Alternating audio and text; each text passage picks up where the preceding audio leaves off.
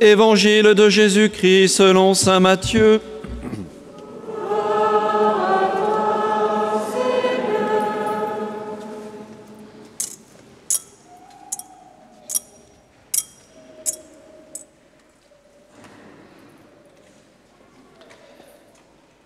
En ce temps-là, Jésus disait à ses disciples : « Vous êtes le sel de la terre.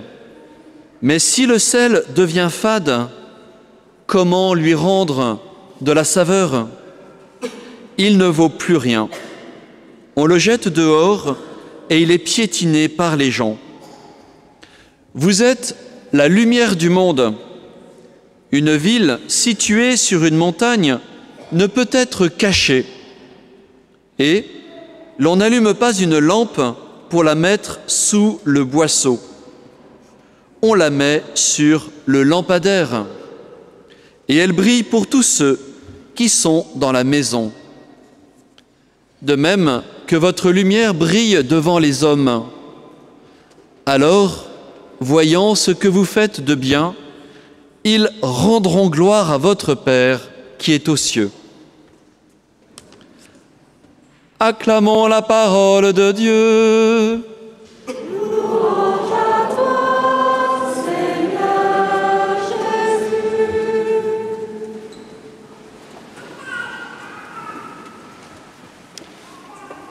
Frères et sœurs, en préparant cette homélie, j'ai découvert une nouvelle béatitude. Heureux les parents qui ont donné des cours de solfège à leurs enfants.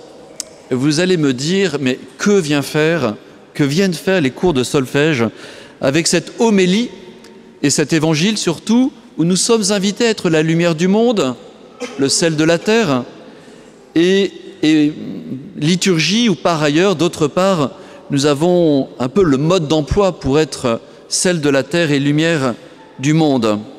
Revenons aux partitions. En fait, quand on apprend à lire une partition, on découvre que quelqu'un d'autre que nous a créé, inventé, suscité à partir de sa sensibilité une œuvre extraordinaire. Nous avons tous des auteurs préférés, Bach, Chopin et tant d'autres que nous aimons entendre. Et il nous est confié la possibilité de rejouer, à partir du moment où nous avons pris des cours, de rejouer sur un instrument ou de rechanter ce qu'ils nous ont composé. En fait, il en est de même avec la vie, avec le vivant, et j'oserais dire avec notre mission de chrétiens. Nous ne nous sommes pas donné la vie à nous-mêmes. La vie, le vivant sont un mystère qui préexiste à notre venue sur terre. Ce vivant, cette vie, elle nous est donnée et nous sommes invités à être de ceux qui déchiffrent patiemment ce qui nous a été offert, la vie, la création, le vivant. Nous sommes invités à accueillir le vivant et la vie comme des personnes qui accueillons une partition qui a été écrite par bien plus grand que nous. Nous sommes invités à être comme des musiciens qui honorent des génies. Nous sommes invités par notre foi à honorer ce qui par miracle nous est donné, puisque notre existence est un petit miracle. Nous aurions très bien pu ne pas exister. Aujourd'hui, donc, nous voyons bien cette invitation à honorer la vie et le vivant. Plus précisément, saint Matthieu rapporte cette invitation du Christ à être sel de la terre. Sel. Ce n'est pas nous qui avons créé la terre. Simplement, nous sommes invités à saler, mettre du goût à ce que nous n'avons pas créé. Et de même, pour la lumière, nous sommes invités à éclairer ce que nous n'avons pas créé nous-mêmes, la vie, le vivant. Double invitation, et telle est notre mission de chrétiens, donner du goût et donner la lumière. Quelle mission incroyable! Quand nous nous demandons, mais pourquoi être chrétien? Donner le goût à l'existence, être des musiciens qui découvrons la magnifique partition du Créateur. Alors on va jouer plus ou moins juste, parce que nous ne sommes pas des saints, donc il y aura des fausses notes. Mais vous voyez, la mission, c'est ceci, accueillir et jouer avec ce qui nous est donné. Être la lumière, donner du goût à ce qui existe déjà. La liberté, le discernement, la parole, le langage nous est donné pour servir, honorer, éclairer. Être un musicien, c'est entrer aussi dans ce grand conseil que nous donnent la première et la deuxième lecture. La première lecture, elle est étonnante. Elle commence par, non pas l'annonce, l'évangélisation, elle commence par la charité, le soin. Partage ton pain avec celui qui a faim. Accueille chez toi les pauvres sans abri. Couvre celui que tu verras sans vêtements. Ne te dérobe pas à ton semblable, etc. Être un musicien, c'est commencer par la charité. Aimer, prendre soin, et nous le verrons après, annoncer clairement pourquoi nous le faisons. Aimer, puis annoncer. La paroisse est un lieu extraordinaire pour prendre soin.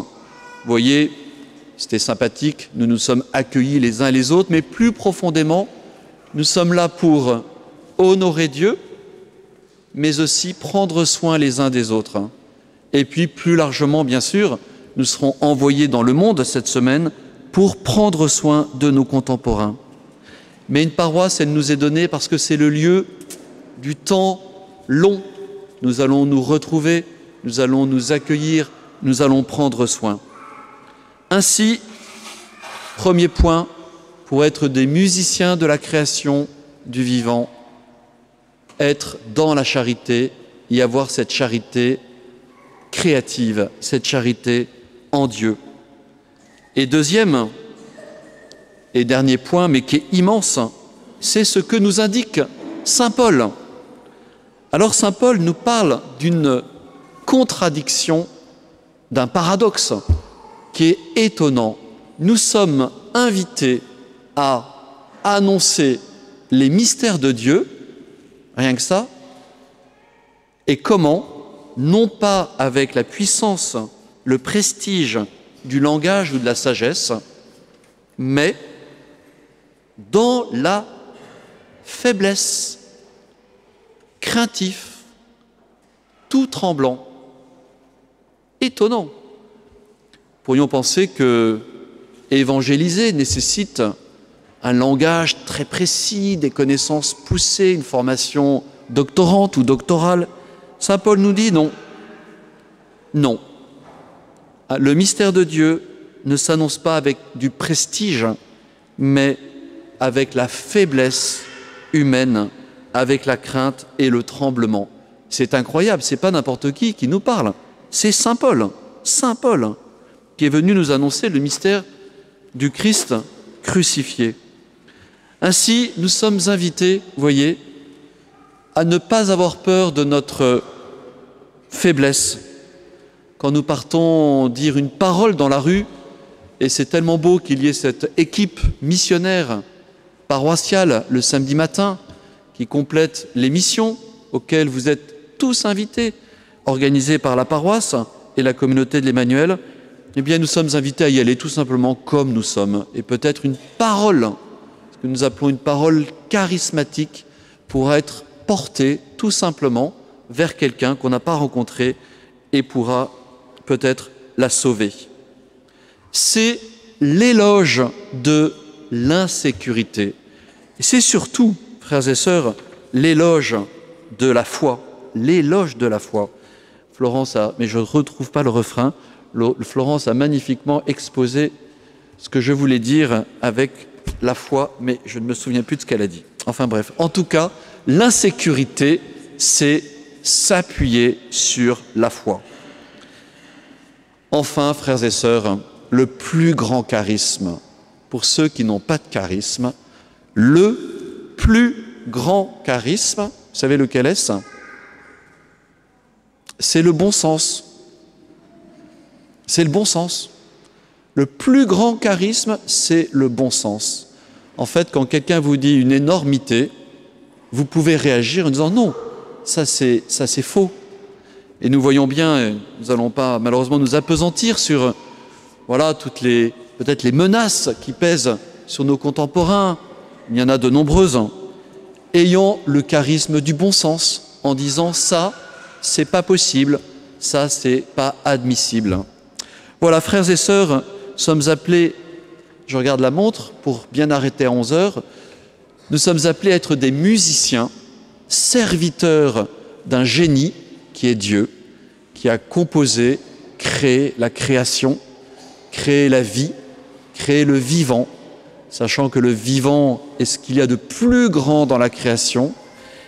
Et Isaïe, puis saint Paul nous donne les clés, ne l'oublions pas, la charité, charité qui est toujours première, et à chacun de nous d'être créatif dans cette charité. Vous savez, la charité ne fait pas de bien. Plusieurs exemples me sont venus à l'esprit, mais ne donnons pas de témoignage. La charité, elle nécessite cette disponibilité intérieure à l'égard de nos frères et l'annonce charismatique, kérigmatique, claire, qui nécessite du courage et du bon sens. Seigneur, nous te demandons la grâce que notre charité soit créative et que notre annonce soit courageuse et claire.